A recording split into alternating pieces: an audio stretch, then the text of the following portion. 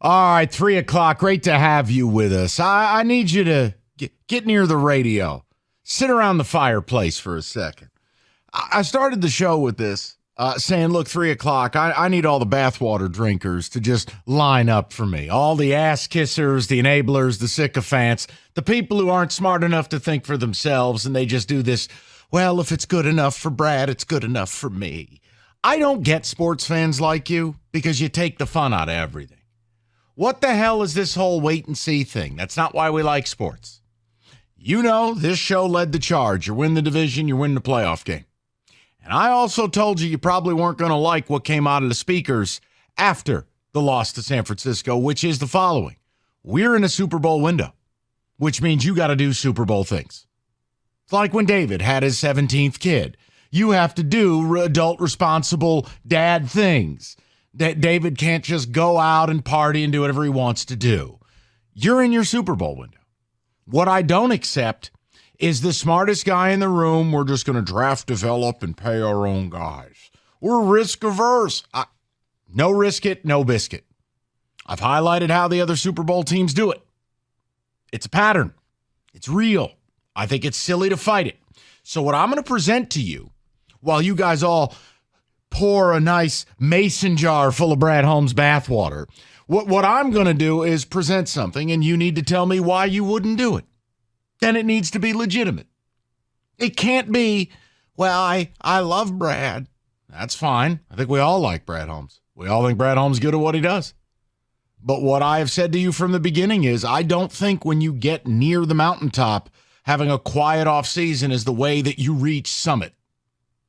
So this shouldn't be a surprise. So here's the player in question. And a multitude of reports have led us here. So I said it jokingly for the last few weeks, L'Jarius Sneed. Corner for Kansas City. They picked him in the 4th round 4 years ago. He's turned into a superstar. Now they've put the franchise tag on him. But here's what the reality of it is. They're open to trading him. And he is free to talk to other teams to procure a deal. And the Chiefs have the right, since they are his current employer, they can give him that deal or they can trade him. Smart people around the league think if they are offered as much as a 2nd-round pick, they will trade him. They just don't have the money. You know, you pay your quarterback $500 million. It's hard to have the money. You pay your tight end, whatever Kelsey makes. You pay Chris Jones $30 a pop. It adds up. So L'Jarius Sneed has the ability to receive a phone call, his reps, and you can put a hypothetical deal out there. So here's the player I'm talking about, because I'm not a star bleeper. This is about results. Sneed is 27, not 29, not 30, not 32. He's in his prime. He's played 4 years of football, Rico. He gave up exactly 1 touchdown as the nearest man in coverage last year. One. For a team that played, 22 football games? 70% of the time, he lines up across from the other team's number 1 wide receiver. 1 time last year did that player catch more than 2 passes. 1.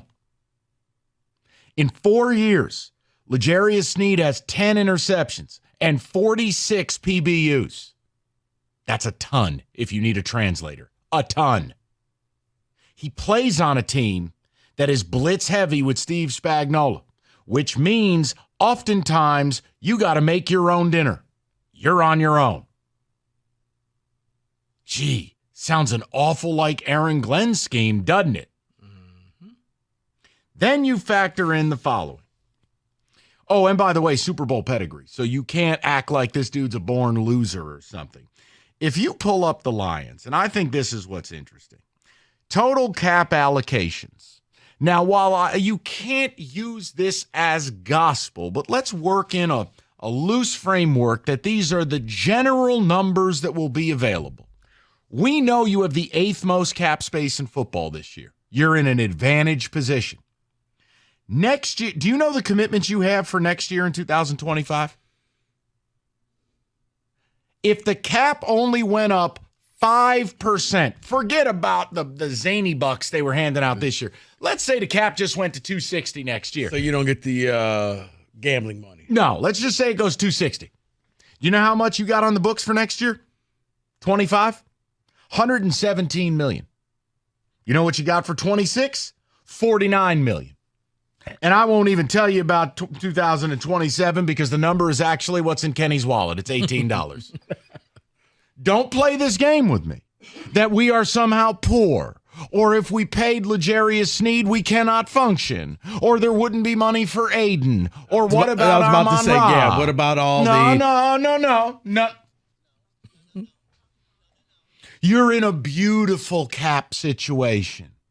So I want you to remind me again. Here, talking to my good ear. Tell me why I shouldn't want the Lions to pick up the phone, offer pick 61, and offer 5 at 95 for L'Jarius Sneed. Tell me why. Give me one legitimate reason.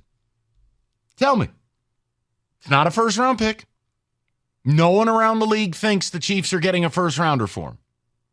You can talk to the player or his reps. You can get a sense of what we're doing here. Now, if you want to tell me, listen, I went to high school with L'Jarius and he's the worst human being to ever be born, man, okay, different conversation. I'm making a point to you. He is a lead corner, day one, locked down, and now Cameron Sutton, I can give him all the help he needs. We're good.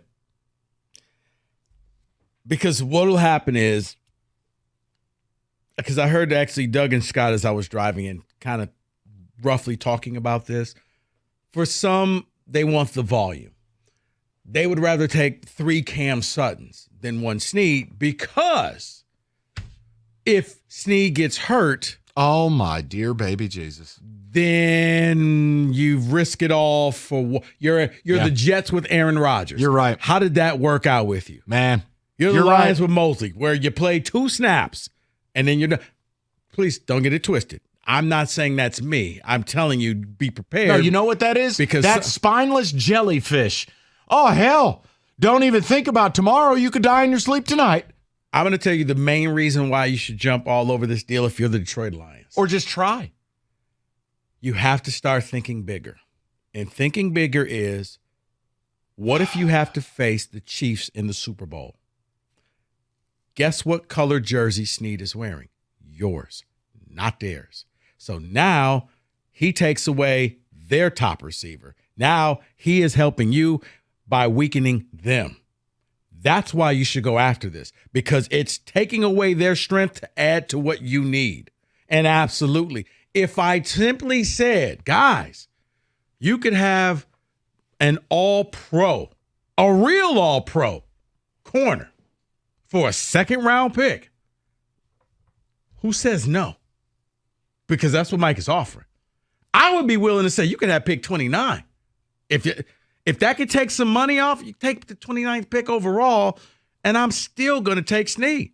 He's going to help you in a division where you're going to have to go up against Jefferson, in a division where you're going to have big-time receivers, in a year where you're going to have to play Dallas. Last time I checked, Dallas has a pretty good receiver in CeeDee Lamb, right? Yeah. You're going to have to go up against the Niners. Oh, they got Debo, right? Okay. You're going to have to play against top teams. The Rams. They got a couple of them. Dude, how about you can take one-on-one. Justin Jefferson, DJ Moore. That's what I'm Packers saying. have 10 different guys. Right. I want to hear it. No, where are all the lemmings?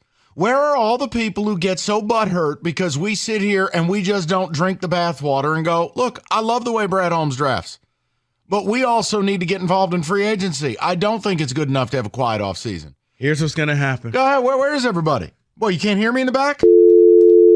Did I just make a case that's so GD compelling and you don't have your talking points to refer to, you don't know what to do. It's like when Roberto gets in an argument. You just begin stammering and staring at the floor. Because here's what will happen.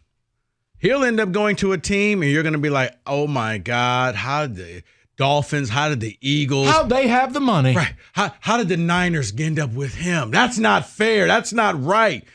Well, you got the money now. My point is this. If you can't come to a deal, if he wants something ridiculous, if the Chiefs pay him, if the Chiefs demand a first, guess what? You walk away.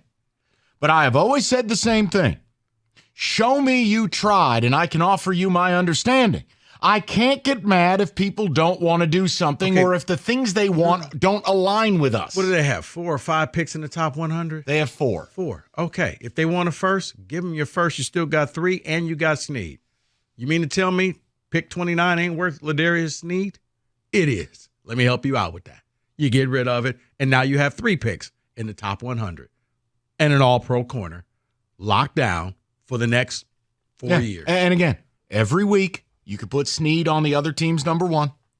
Every week he's essentially going to take them out of the game. It's going to help your pass rush because, look, quarterbacks are going to have to go to their second and third read. It's going to allow you to help Sutton, make him better. And you can still go into this draft and draft another corner, bring an understudy along. Cam Sutton ain't going to be here after next year. I wonder if Lions fans don't feel this way for a certain reason. I'll tell you that next. What a tease.